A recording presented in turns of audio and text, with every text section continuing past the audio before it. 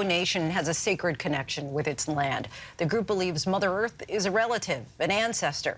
So what happens when the land is making them sick?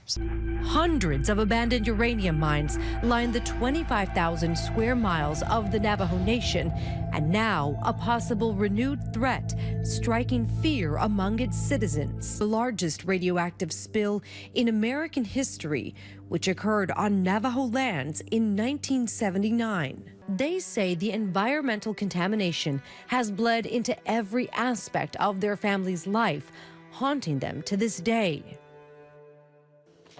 We don't have the sheep anymore. At one time, we had a sheep we butchered, and it wasn't good anymore. It hurt. We opened it up, and saw it was all yellow.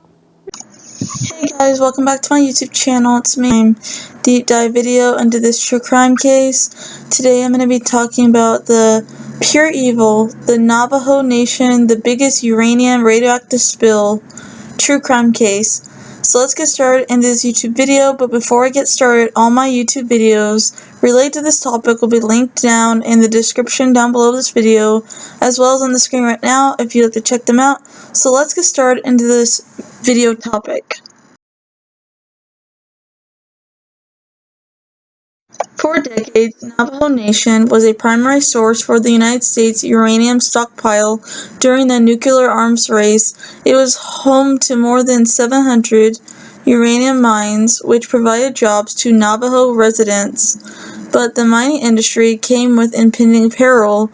Pollution and cases of lung cancer and other diseases began popping up in a community that had been previously had very few of them.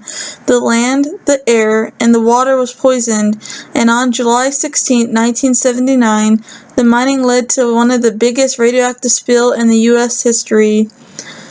In 1979, when a dam on the Navajo Nation near Church Rock, New Mexico broke out at an evaporation pond, releasing 94 million gallons of radioactive waste into the river, which flowed through nearby communities. The radioactive material was a mixture of water and mill tailings, leftovers that retained toxic contaminants from the mining process and that converted mined uranium into yellow slurry known as yellowcake. The tailings were placed in an unlined evaporation ponds at the mill site. The report says, meaning the radioactive goop that washed into the river and flowed through the communities downstream was a public health hazard and a biohazard. Native indigenous miners, Navajo, Pueblo, and Hopi had been working in underground uranium mines since 1941 without the health precaution standard in other mines, such as pumping in fresh air for ventilation to dilute the radium concentration. Radium, a decay product of uranium, can cause lung cancer if it's inhaled. Miners worked in dim underground mines using drills that gouged holes in the rock for planting dynamite.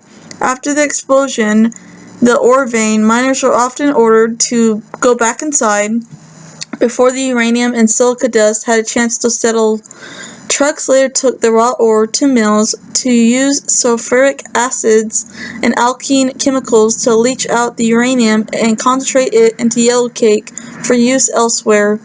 Many Navajo people have died of diseases such as kidney failure and other types of cancer, conditions linked to uranium contamination, and new scientific research from the CDC shows uranium in babies born now.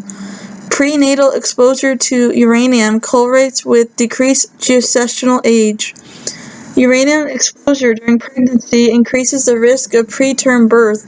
At low doses, nanoparticles damage the fetal brain and cause mental retardation and behavioral problems. Other transgenic effects include various deformities and diseases, and even affect the growth hormone and immune system of fetal. Mining companies blasted 4 million tons of uranium out of the Navajo land between 1944 and 1986. As the Cold War ended and the companies left, abandoning more than 500 radioactive mines in the area.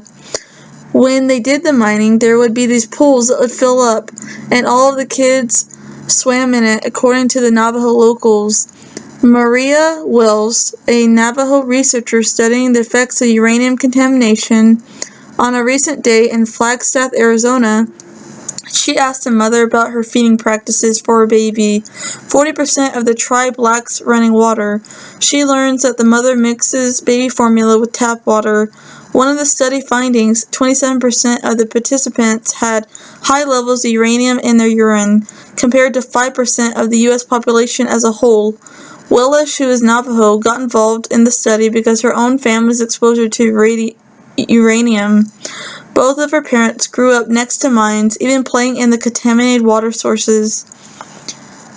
Many Navajo unwittingly let their livestock drink from these pools that were contaminated, and their children play in mine debris piles. Some even built their homes out of uranium. All 4 of Welsh's grandparents have died, and she worries about her parents' health and now her daughter's. Cancer rates doubled in the Navajo Nation from the 1970s to the 1990s. Flint, Michigan, that had the lead contamination, and how the U.S. government tried covering that up, might really feel far away from the Navajo Nation in rural Arizona, but when you look at the demographics of it, it really isn't. And the uranium issue on the Navajo Nation is part of a much bigger problem. Across the western United States alone, there are more than 160,000 abandoned hard rock mines, thousands of which continue to pollute the environment.